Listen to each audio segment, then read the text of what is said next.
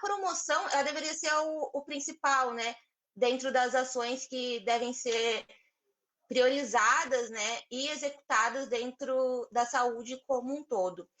E depois a prevenção, que é você tem um olhar já, um diagnóstico da sua população, do seu território, das principais doenças que você tem ali, e tendo esse diagnóstico, por exemplo, dentro do meu território, eu trabalho na atenção básica, dentro do meu território adscrito, nós temos um grande número, por exemplo, de pessoas que têm diabetes e pressão alta. Então, a prevenção é trabalhar nessas doenças no sentido de que outras pessoas não venham a ter essas doenças. Quando a gente tem um número alto de pessoas que têm doenças específicas dentro da nossa população, existe uma tendência de que aquela doença vá crescendo, ela vá passando, né, para as outras pessoas ali dentro do nosso território. Então, se dentro do meu território eu tenho um grande número de pessoas que têm patologias, né, enfermidades específicas, eu tenho que fazer uma ação de prevenção para que essa patologia não vá se perpassando para outras pessoas. E isso também mostra para mim que dentro do meu território existe alguma questão que pode ser, por exemplo, a alimentação dessas pessoas, né? Ou pode existir uma questão genética, que geralmente é 5% dos casos. Quando a gente fala das principais doenças crônicas não transmissíveis que a gente tem na população brasileira como um todo, estão diretamente relacionadas, né? E a principal causa é sim a alimentação e a não prática de atividade física, né? Então, se eu quero fazer a prevenção, eu tenho que olhar para essas doenças e ver o que eu posso prevenir dentro dessas doenças. Mas a prevenção é com um olhar para as doenças. E depois viria a recuperação, que é fazer a assistência de fato. Então, assim, o principal, né? O primeiro é fazer a promoção em saúde, depois a prevenção e, por último, fazer assistência. Entretanto, nós vivemos, infelizmente, até hoje, apesar de uma ampla discussão em relação a isso, nós estamos e atuamos dentro de um modelo biomédico de saúde, né? Ou seja, que você dá prioridade para fazer a assistência e tratar a saúde depois que a doença já está estabelecida. E a gente deixa as duas principais atitudes, né, ações, você deixa em segundo plano. Então, acaba que essa pirâmide que eu falei que seria na ordem, né? Primeiro promoção, depois prevenção e, por último, fazer a assistência e a recuperação, você inverte essa pirâmide. E a promoção em saúde, que deveria ser o primordial e o principal, você acaba fazendo por último. Então, isso é bem preocupante, né? E é uma coisa que nós temos que olhar ainda mais, principalmente para promoção em saúde do que para prevenção. Tainan, Teu áudio está fechado, Bruno. você avalia como que está essa prevenção dentro do país? Como que os gestores Brasil afora tratam a nutrição na atenção primária? Olha, se a gente olhar para os últimos anos, principalmente a partir de 2009, na verdade, 2019, em que nós tivemos, na verdade, 2017, em que nós tivemos a última atualização da Política Nacional de Atenção Básica, em que você já tem uma modificação ali da composição, da característica do NASF, né? O NASF se torna um NASF AB e perde a característica que tinha antes também da multiprofissionalidade. E também agora entrando o Previne Brasil, que é a forma de financiamento, né? Como vai ser repassado o recurso de saúde para os estados e municípios, né? Isso avaliando o recurso que vem do âmbito federal para estados e municípios, que é agora o Previne Brasil, que, enfim, ele foi estabelecido desde 2019, entretanto veio a pandemia e o Ministério da Saúde cada vez mais vem retardando o início, de fato, desse programa, né, desse Previne Brasil. O que a gente sabe é que ele estaria valendo a partir de setembro desse ano, né? E aí os municípios vão receber um recurso de acordo com os indicadores que estão estabelecidos ali no Previne Brasil, que hoje são 7, né? É relacionado à proporção de gestantes com menos de 6 meses em relação a consultas de pré-natal realizadas, em relação a gestantes com exames de sífilis e HIV realizados, a proporção de gestantes que tiveram atendimento odontológico realizado, a cobertura do exame citopatológico, que também nós chamamos de preventivo ou Papa Nicolau, a cobertura vacinal em relação da poliomielite inativa e da pentavalente, também em relação ao percentual de pessoas com pressão alta, né, que estão tendo essa pressão aferida dentro da atenção básica, e por último, o percentual de diabéticos que estão com a hemoglobina glicada sendo realizada dentro dos postos de saúde. Então, desses indicadores que hoje são os estabelecidos para o Previne Brasil, para que os municípios alcancem esses indicadores na sua totalidade para receber, então, o recurso que vem do governo federal, nós vemos que nenhum deles estão relacionados com a nutrição de forma direta.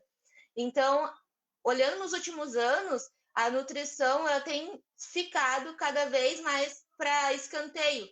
Quando a gente olha que, por exemplo, nenhum desses indicadores estão ali relacionados diretamente com a nutrição na atenção primária à saúde, né? Nós não temos, por exemplo, um indicador que avalia que seja a avaliação do consumo alimentar da população, por exemplo, para a gente poder ter um diagnóstico de como a nossa população está em relação à sua alimentação e para poder fazer uma intervenção.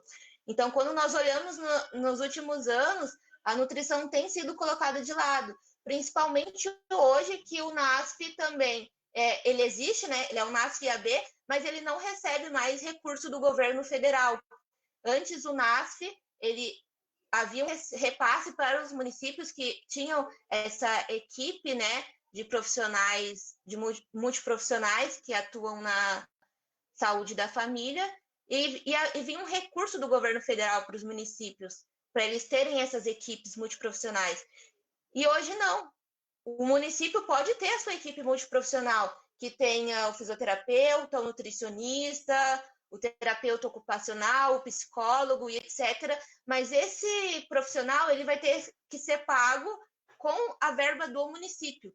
Ele não vai ter mais um repasse, uma verba que vinha por parte, né? A verba que vinha antes, você não conseguia, a maioria dos municípios não conseguiam pagar a totalidade desses profissionais, mas você conseguia pagar boa parte desses profissionais com a verba que vinha do recurso federal. E hoje não se tem mais esse recurso. Então, a realidade hoje é que os municípios tiraram esses profissionais, né, que fazem parte do núcleo de apoio da saúde da família, porque o governo federal tirou esse repasse. E o nutricionista faz parte dessa equipe multiprofissional que está sendo tirado esse recurso, ou seja, que não tem mais financiamento pelo governo federal.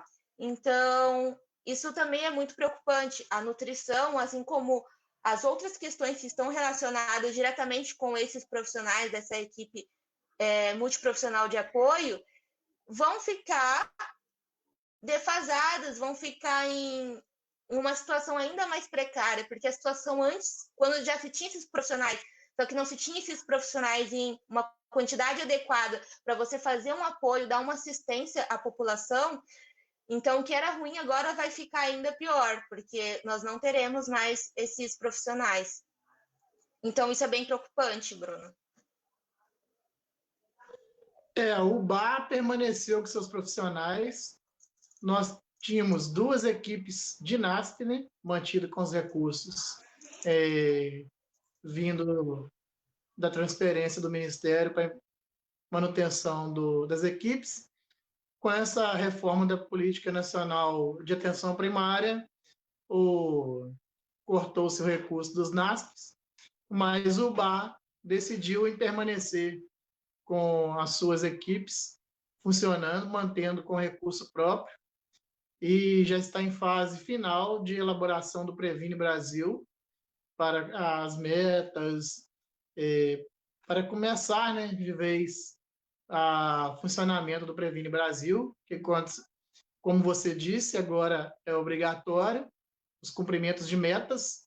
O Ministério não vai repassar mais valor fixo para os municípios, e sim por cumprimento de meta por cada especificidade, cada tipo de serviço, nós temos uma meta a cumprir e um valor a receber. Quanto mais o serviço for bem prestado, o município recebe. Isso traz, por um lado, um problema imediato de recurso para os municípios trabalharem, principalmente os pequenos, mas também, por outro lado, incentiva os gestores municipais a desenvolver as políticas, né, de atenção primária no seu todo, né, de como é previsto na criação da Política Nacional de Atenção Primária por parte do Ministério. Né? Isso em partes, porque o município ele vai executar na sua totalidade aquilo que está estabelecido nos indicadores, porque aquilo vai trazer dinheiro para o município. Então, o que está dentro dentro dos indicadores, que são 7, que eu mencionei aqui, esse é o foco dos municípios hoje. O que está para além desses indicadores, os municípios irão fazer de acordo com a gestão, com a pressão popular, principalmente dos conselhos municipais de saúde, de exigirem os demais serviços que não estão previstos dentro dos indicadores.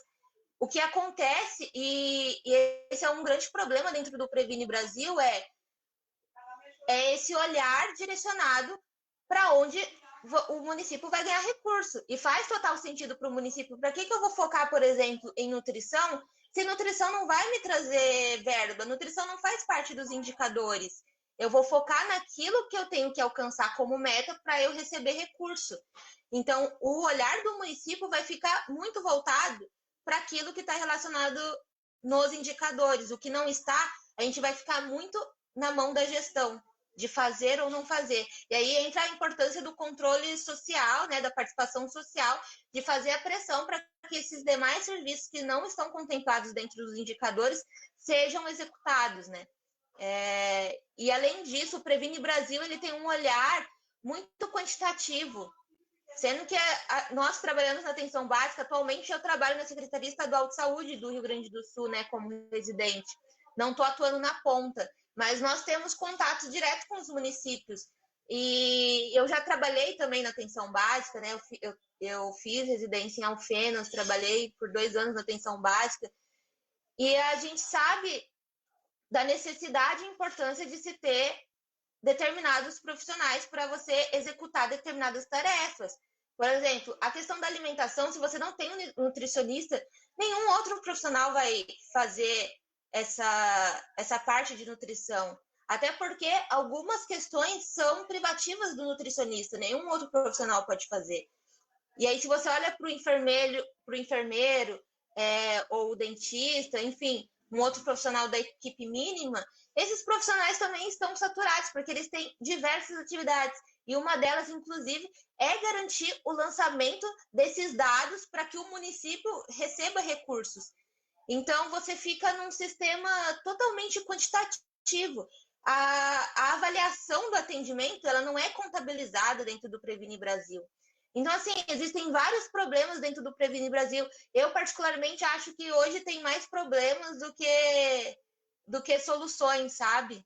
Eu acho que realmente vira um sistema que, pensando toda a reforma da saúde, de tudo como aconteceu até se constituir o SUS, a gente queria um serviço de qualidade que atendesse a todos, sabe? A gente não quer um serviço que seja só, fui atendido, ok. E esse atendimento muitas vezes, eu dei uma palavrinha ali com o paciente, com o usuário, e você já registra aquilo como produção. Então, as pessoas acabam virando números dentro do Previne Brasil. E eu realmente acho isso muito preocupante. Ele tem muitas falhas, né? O Previne Brasil ele já estava querendo ser implementado desde aquela da Conferência Nacional de Saúde que nós participamos, já era uma tendência do Ministério da Saúde em querer implementar essa política, né, da reformulação da portaria da atenção primária em saúde, e ele conseguiu fazer essas modificações, eh, lançando o Previne Brasil, com o enfraquecimento do sistema que veio com a pandemia e tudo, ele conseguiu implementar essas políticas no Previne Brasil. Aí, como esse ano era ano de conferências, mas que por parte da pandemia a gente não teve condições de implantar as conferências municipais de saúde em todos os municípios do Brasil, essa modificação, essas adaptações do Previne Brasil em cada município vai ser de fundamental importância a participação do controle social. O controle social vai ser fundamental para a ampliação das políticas públicas da atenção primária nos municípios, através da garantia das suas ações pelas conferências municipais de saúde em todos os 5.000 municípios do Brasil, que tem que ser implantado, feito ano que vem, por deliberação do Conselho Nacional de Saúde. Inclusive, o BAR, nós já iremos nomear uma comissão de organização da Conferência Municipal de Saúde do município para o primeiro semestre de 2022, para que nós possamos, junto com toda a sociedade ubaense, esmiuçar o Previne Brasil e ver aonde nós possamos melhorar e também cobrar um pouco mais da gestão estadual, porque como não sei como é que é o sistema desenhado de saúde aí no Rio Grande do Sul, mas a base é a mesma. Tem as políticas que são do município, tem as políticas que são de obrigação do Estado e tem as políticas que são de obrigação da União. E isso fica a cargo principalmente das conferências estarem executando essas ações e fazendo com que todos esses problemas que a gente ainda tem na atenção primária a gente consiga resolver, não 100% que é uma utopia, mas pelo menos 80% a gente consiga estar implementando. É isso mesmo, Bruno. Eu acho que o Previne Brasil, ele, enfim, não tem mais como voltar atrás, igual como você falou, né? Nós participamos da conferência em agosto de 2019, o Previne Brasil, a portaria dele sai em dezembro do mesmo ano, logo depois que teve a conferência, mas na conferência a gente já sabia, já existia uma conversa, uma articulação para que o Previne Brasil, né, fosse estabelecido ali dentro de uma portaria logo depois, que foi o caso, né, que aconteceu ali em dezembro. Então, acho que, assim, mais do que nunca, esse é o momento para o controle social estar participando ativamente dos seus conselhos municipais, estaduais, enfim, fazer um acompanhamento bem esperto, porque se a gente garantir apenas o que está estabelecido no Previne Brasil, nós teremos uma perda muito grande dentro da qualidade do serviço de saúde dos municípios, né? E aí no estado de forma geral, porque é a junção de todos os municípios. Porque, como eu disse, são 7 indicadores. A atenção básica faz muito, muito e para muito além desses 7 indicadores. E como ficam as outras questões que não estão contempladas nesses indicadores? Essas outras questões só serão garantidas se o controle social fizer, né, dentro das plenárias, pedir para que essas ações sejam cumpridas e executadas dentro do município.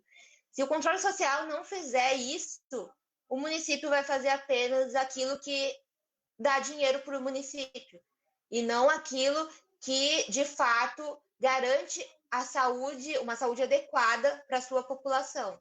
Então, mais do que nunca, o controle social precisa estar ativo, né?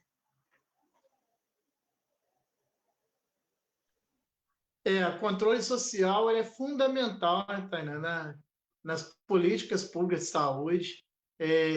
Se nós temos um SUS com todas as dificuldades que nós temos hoje, com todos os problemas da vacinação do Covid que nós enfrentamos, da demora na vacinação, mas que hoje, mesmo com todos os problemas, nós somos um dos líderes mundiais em vacinação, não foi porque o governo foi bonzinho, porque ele quis implementar.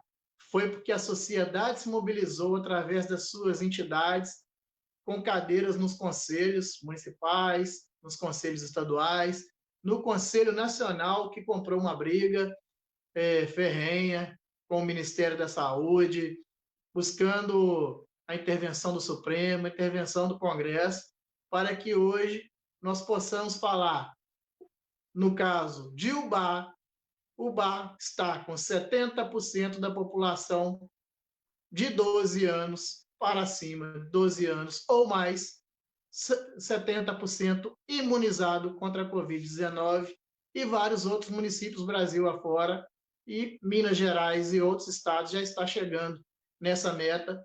No entanto, que o secretário de Estado de Saúde já anunciou hoje que teremos carnaval no estado de Minas Gerais.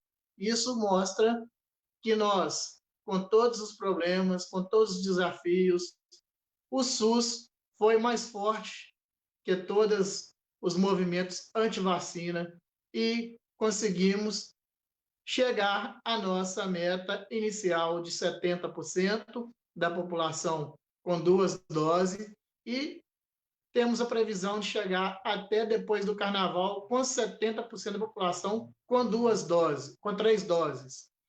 Isto mostra que o SUS ele é forte, ele está aí para passar pelos desafios e mostra que a sociedade daqui para frente tem que nos ajudar muito mais ainda a fortalecer ainda mais o sistema público de saúde, que com o SUS nós já tivemos dificuldade, imagine o Brasil desse tamanho, com a população brasileira que não tem, em maioria, sua condição de pagar um plano de saúde, uma consulta particular, uma intervenção particular. Como é que seria nesse enfrentamento à pandemia? Eu acho que é exatamente isso. Mais do que nunca, o SUS vem sofrendo ataques, né, num sentido de intervenções para que ele seja aos poucos privatizado, né? Nós vemos isso, inclusive, em vários municípios pequenos, quando você tem OS, né, que é uma forma de terceirização, é uma terceirização do serviço que indiretamente é uma privatização do SUS, né?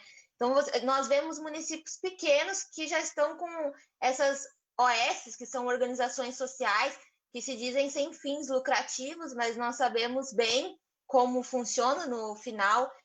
Inclusive, eu atuei em Alfenas, e Alfenas, um município de 70 e poucos mil habitantes, e tinha OS, né? Acredito que até hoje tem OS. E essa é a realidade de vários municípios de Minas, de São Paulo. São Paulo e Rio de Janeiro, então, nem se fala, né? A maioria dos municípios a saúde está sendo realizada através da gestão de organizações sociais. E, enfim, eu acho que essa pandemia, ela veio também para mostrar, claro, nós não queríamos que ela tivesse acontecido, porque o número de mortes, a ingestão que aconteceu nessa pandemia foi algo, assim, horrível. Muitas pessoas perderam seus familiares, não puderam se despedir, pessoas que faleceram de uma forma, assim, horrível, né? Não tiveram assistência, isso foi muito ruim. Por outro lado, nós sabemos que só não foi pior porque nós tínhamos esse sistema único de saúde que, apesar de estar subfinanciado, fragilizado, foi esse sistema único de saúde, né, todo baqueado, que segurou as pontas. Então, eu acho que essa pandemia mostrou a importância de ter esse SUS. E muitas pessoas não entendem a origem do SUS, né? O SUS veio através de mobilização social. E se tem um controle social ali estabelecido na Lei 8.142, de 90, é porque foi dessa forma que o SUS foi estabelecido. E por isso nós precisamos da participação das pessoas para garantir que esse SUS aconteça. Hoje em dia, muitas pessoas olham o SUS e, enfim, só olham o lado negativo, que é, para eu conseguir uma consulta são 6 meses, 1 ano. E se isso acontece, é por má gestão, não é um problema do SUS. O SUS, ele é feito por pessoas, e principalmente por gestores. E se esses gestores utilizam o dinheiro da saúde, por exemplo, aplicando a maior parte na atenção secundária, terciária, em hospitais ambulatórios, fazendo a ampliação desse modelo biomédico que há tempos nós já sabemos que não dá certo, que tem que se investir na atenção primária à saúde. Se o seu município tem esse modelo de gestão, a saúde do seu município não vai ser boa. E as pessoas falam, nossa, mas o SUS não é bom. Na verdade, se o SUS no seu município não está sendo bom, é porque você não tem gestores bons para fazer e administrar esse SUS, para fazer esse SUS acontecer. Então, eu acho que foi muito importante toda essa mobilização que tem acontecido e essa visibilidade que o SUS teve, porque foi esse SUS que segurou as pontas da saúde durante essa pandemia. E um SUS que muitas pessoas não sabem como ele foi constituído, como ele foi construído, né? E às vezes só chegam agora e falam, nossa, mas esse SUS aqui não é bom. Mas se ele não tá bom, é por pessoas que não estão fazendo essa administração de forma correta e adequada. Mas o SUS, ele é uma vitória para todos os brasileiros. Antigamente só tinha direito à saúde quem era trabalhador com carteira registrada. Acho que deu uma travadinha. Já não, tá normal. Pode continuar. Tá, pode continuar? Tá, acho que foi para mim, então, que pode continuar, travou. tá normal. Tá, joia. Esse SUS que veio porque antigamente as pessoas só tinham acesso e direito à saúde se elas tinham uma carteira. Tá normal? Voltou aqui para mim, travou. Tá normal, né? Não, tá normal. Então tá. Foi alguma coisa aqui no meu Pode computador. falar. Só tinha assistência à saúde as pessoas que tinham uma carteira de trabalho assinada. As outras pessoas ficavam sem atendimento à saúde. Se hoje é caro você pagar uma consulta particular para ter um atendimento médico, naquela época era pior ainda, que era no momento em que a inflação, se hoje a inflação está alta, há 30 e poucos anos atrás, era muito pior. Então, as pessoas mal tinham dinheiro para comer. Imagina para pagar um atendimento médico. Então, as pessoas morriam simplesmente por causas que poderiam ser facilmente evitadas. Então, foi a partir de toda essa conjuntura horrível, né, de vários trabalhadores informais, de pessoas desempregadas, que não haviam emprego, que simplesmente eram abandonadas pelo Estado e não tinham atendimento algum à saúde, que teve um movimento da reforma sanitária. E esse movimento brigou para que a saúde fosse gratuita, universal e com atendimento integral, tudo fosse atendido, não um tipo de doença ou outro, um tipo de assistência ou outro, não. Tudo que o indivíduo precisa em relação à saúde, ele vai ser atendido. E foi essa a briga da reforma sanitária. Então, muitas pessoas às vezes não têm conhecimento disso e é sempre importante frisar, porque o SUS foi uma conquista da população brasileira. Ele não é uma coisa que foi dada, nada é dado, nada é de graça. Muitas pessoas precisaram lutar numa época, principalmente de ditadura militar. Então, você brigava pela vida, pela censura, por várias coisas, inclusive pela saúde. Então, a nossa saúde pode não estar boa em determinada situação, mas antes ter esse atendimento que pode ser um pouco demorado, dependendo de onde você está sendo atendido, do que você não ter nenhum tipo de atendimento. Porque pelo menos algum atendimento você vai ter na atenção básica. Você pode não ter o seu atendimento por completo ali naquele momento, dentro da atenção básica, e precisar ser referenciado para atenção secundária ou terciária, para fazer exames, enfim, outro tipo de atendimento. Mas na atenção primária você vai ser rapidamente atendido. E isso a gente tem que lutar para que se mantenha dessa forma. O modelo hoje, Tainá, o que a gente vê é o seguinte, principalmente que eu vejo pela realidade do nosso município, da nossa região e de outros municípios, Minas Gerais afora, que a gente faz um trabalho por vários municípios, Minas afora, Conselho Estadual de Saúde, a gente está sempre participando dos eventos. A gente vê o problema principal não é na atenção primária, no primeiro atendimento, daquela gargantinha inflamada, daquela dorzinha de cabeça, daquele primeiro acolhimento, mas sim quando o paciente precisa ser encaminhado para atenção secundária, para atenção terciária, para ele fazer o seu acompanhamento, sua continuidade do serviço. Por hoje, nós temos ainda no Brasil um modelo mais de curativo do que preventivo. Nós temos uma dificuldade muito grande, um vazio assistencial muito grande nas especialidades, principalmente quando chega na parte cardiológica, neurológica, tratamentos renais, urológicos. A gente tem um vazio existencial muito grande, porque hoje o modelo desenhado ainda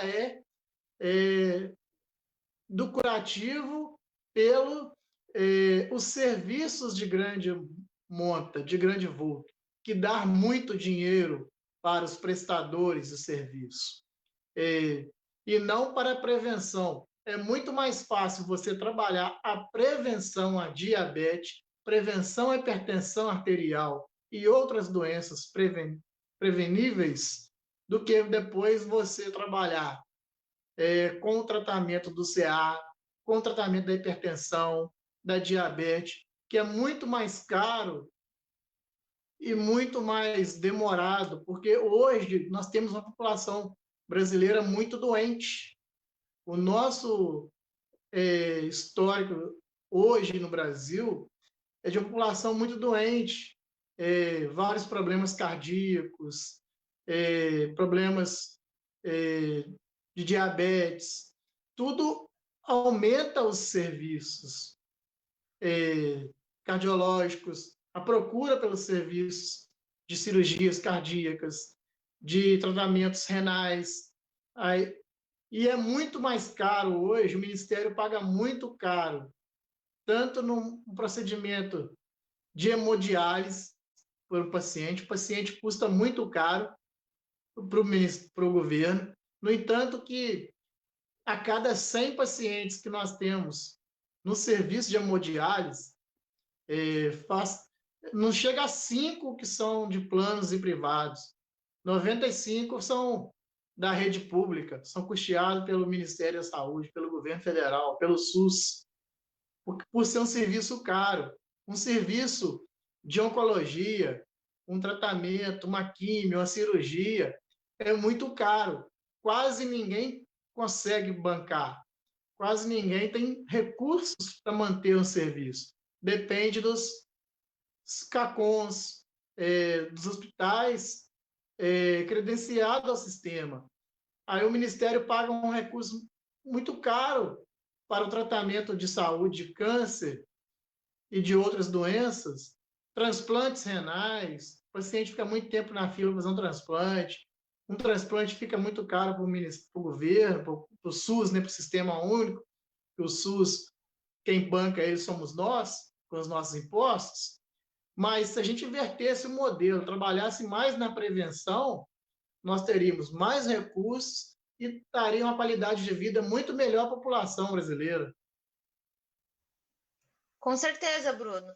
Mas é importante salientar que isso não que isso que você trouxe, que seria o ideal, ele não acontece. E o que acontece hoje é o Sistema Único de Saúde gastando uma grande quantidade de dinheiro com um modelo de saúde que poderia ser mais barato se trabalhasse ali com a promoção e prevenção, porque nós vivemos numa sociedade capitalista, onde tudo você visa lucro.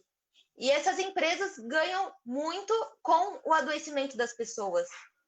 Então, assim, é difícil você estar dentro de um sistema capitalista sem que esse tipo de coisa aconteça, que é o SUS pagando muito dinheiro para coisas que poderia estar pagando um valor muito menor. Então, isso acontece pelo modelo que a gente vive, né? Onde o lucro vale mais do que a saúde, acima de tudo. Infelizmente, nós pagamos por um sistema que visa mais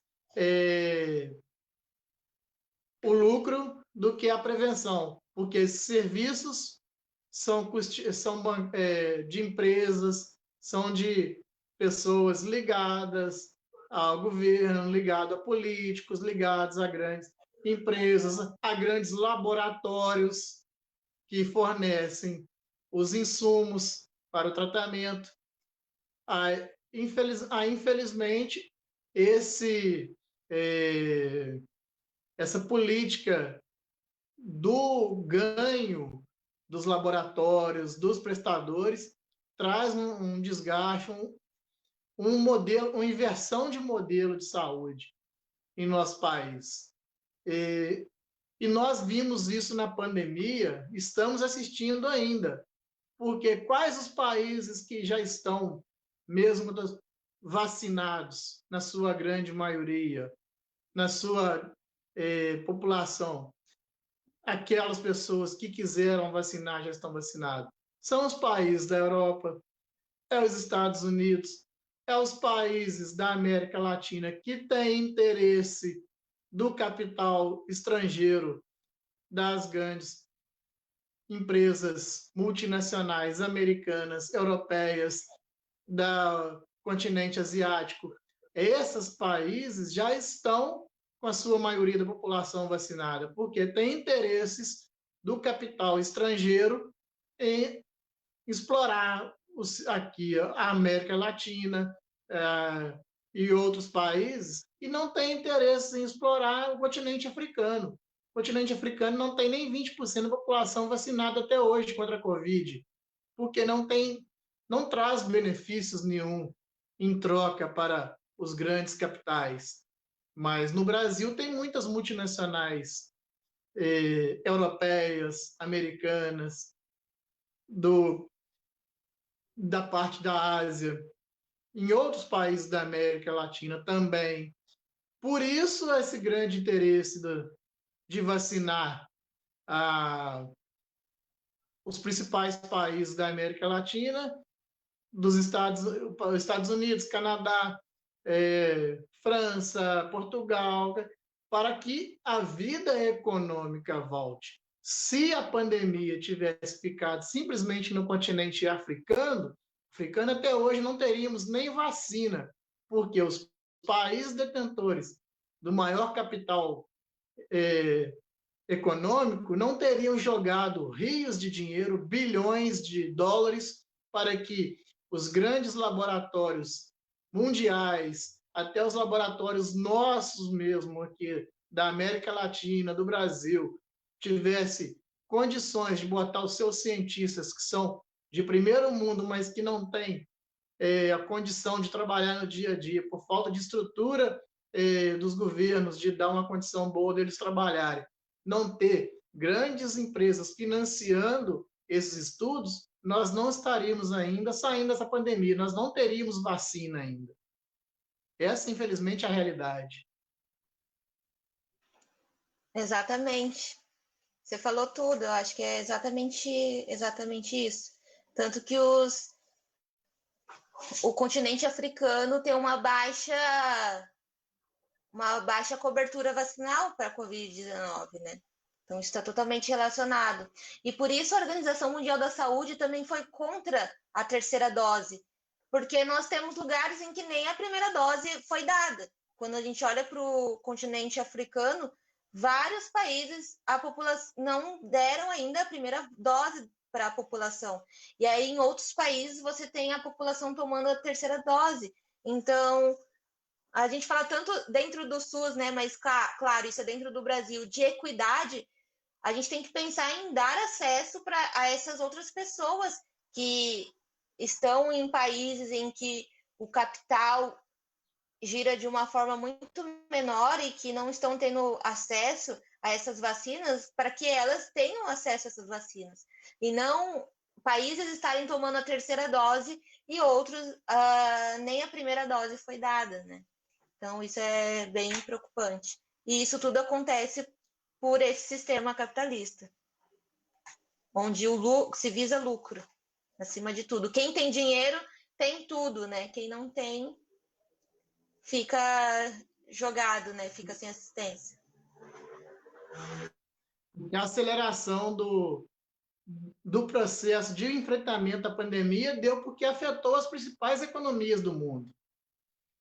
Por isso essa corrida rápida em conseguir a vacina, porque atingiu as principais economias mundiais, aí doeu no bolso de quem detém o capital mundial. Temos o exemplo do G20, que é o grupo que detém 70% do capital mundial, que inclusive o Brasil faz parte do G20, com todas as diferenças sociais do Brasil, essas desigualdades sociais que nós temos ainda, mas o Brasil faz parte desse grupo prioritário que detém a maioria do capital econômico mundial, mostra que a maior parte do dinheiro está na mão de 20 países do mundo, de quase 200 países, somente 20 detêm 70% do dinheiro do mundo. É uma discrepância muito grande. Isso também acontece na saúde em várias partes do mundo. A nossa, nós temos as nossas desigualdades ainda, muita coisa a melhorar no sistema público de saúde, mas no nosso sistema de saúde está anos-luz de vantagem de muitos modelos de saúde no mundo, de países com mais de 100 milhões de habitantes, que detém uma parte imensa do capital do mundo. Isso mostra que nós temos muitas coisas a melhorar ainda. Exatamente. E a gente só tem esse sistema de saúde que, apesar de frágil, também avançado, olhando para outros sistemas de saúde que nós temos no mundo, pela participação social. Então, eu friso aqui: participem dos seus conselhos municipais, locais, estaduais de saúde, porque só a luta coletiva constrói. Nada individualizado. Não esperem que os seus representantes, aquelas pessoas em quem vocês votaram na reeleição, os políticos, façam alguma coisa por vocês. Eles só farão sob pressão. Então é isso. Só a luta coletiva constrói. Eu acho que esse é um recado importante que eu queria deixar. Tainá, o assunto está muito bom. Nós estamos com uma discussão, uma conversa muito saudável, muito produtiva em questão de saúde, tanto da nutrição quanto da saúde pública em geral. Só que, infelizmente, o nosso tempo está chegando ao fim. Eu queria que você fizesse suas considerações finais e a gente marcar uma nova live para nós darmos continuidade a esse assunto e muitos outros, porque o tema é muito grande, ele é um tema que requer muito tempo. O SUS é uma política de saúde pública no papel, o melhor plano de saúde do mundo, e nós temos que cada dia lutarmos para que esse modelo, na teoria 100%, nós façamos com que ele chegue 100% na prática. Exatamente, Bruno. Dentro dessa temática de hoje, né, que é a nutrição, a atenção primária, eu queria reforçar a importância de se trabalhar e ter a nutrição dentro do âmbito da atenção básica. Só a nutrição pode, junto com a atividade física, outras atividades de promoção, de saúde, de acompanhamento, pode exercer esse papel de auxiliar e promover e proteger de doenças, promover a saúde e além de trazer um bem-estar, né? Porque comer é um ato político, né? Comer é um ato político, mas também comer é uma sensação de prazer, traz uma coisa gostosa, né? Um sentimento bom. Principalmente comer de forma saudável, alimentos orgânicos, sustentáveis. Então, nós precisamos da discussão da nutrição, sobretudo do nutricionista, dentro da atenção primária à saúde. E para isso, dentro do atual contexto em que a saúde brasileira se encontra, nós só vamos conseguir através da pressão da participação popular. Porque se nós seguirmos apenas o que as últimas legislações propõem, nós não teremos a discussão da nutrição dentro do âmbito da saúde pública. Ela só vai ser possível para quem tem dinheiro e pode pagar por uma consulta, por um atendimento nutricional, e não é isso que nós queremos. Nós não queremos reduzir, nós queremos ampliar o acesso dentro da nutrição no âmbito da saúde coletiva. Então, eu deixei ali o meu e-mail para o Bruno, se você quiser ali colocar depois na live, Bruno. Caso alguém queira entrar em contato, pode me mandar o e-mail. Eu não tenho redes sociais, então por isso que eu estou deixando o e-mail, que eu respondo com o maior prazer, para tirar dúvidas, para bater papo. E é isso, muito obrigada pelo convite, Bruno. Com certeza vamos marcar outras lives. Agradeço, Tainã, pela participação e a gente trabalhar a importância da nutrição, a gente aprende, tem hora que só na marra, né? Porque a gente tem que mudar esse modelo, tem hora que a gente aprende só na marra. Eu sou um desses exemplos que só mudei um pouco a minha alimentação depois de dar uma voltinha de ambulância com a glicose 380 descobri que estou diabético. Aí já é tarde. Não é esse o intuito. A gente quer fazer promoção de saúde e prevenção, não assistência.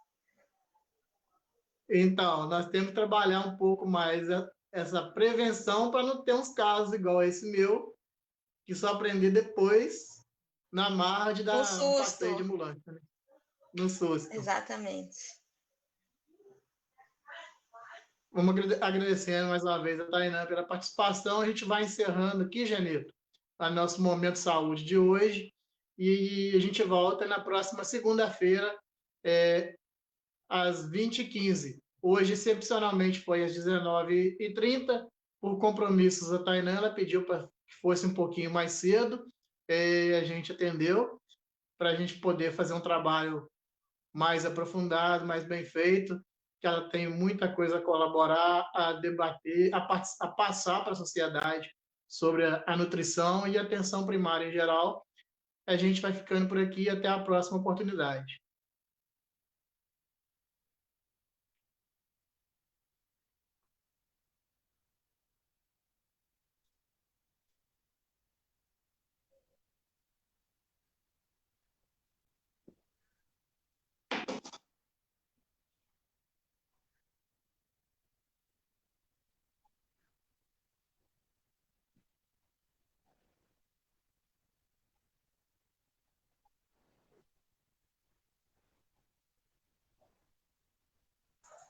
Pode deixar.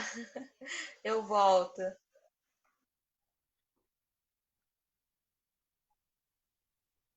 A Tainana, a gente vai convidar ela depois para a Conferência Municipal de Saúde do município, ano que vem. Nós estamos criando a comissão A nossa conferência vai ser mais tardar finalzinho de abril de 2022. Nós vamos elaborar o novo Plano Municipal de Saúde, que era para ser implementado esse ano, mas com a pandemia nós pedimos o Conselho Nacional a prorrogação do plano por mais um ano, para ano que vem a gente elaborar o Plano Municipal de Saúde do município de Ubá. Aí a gente vai fazer a nossa conferência e a Tainá vai ser uma das nossas convidadas. A gente está debatendo principalmente a atenção primária, os desafios. Tá joia.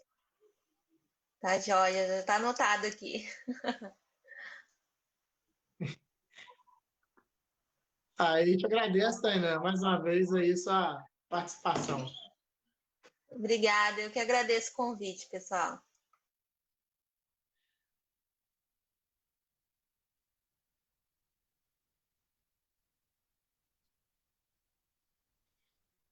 Uma boa noite e até a próxima.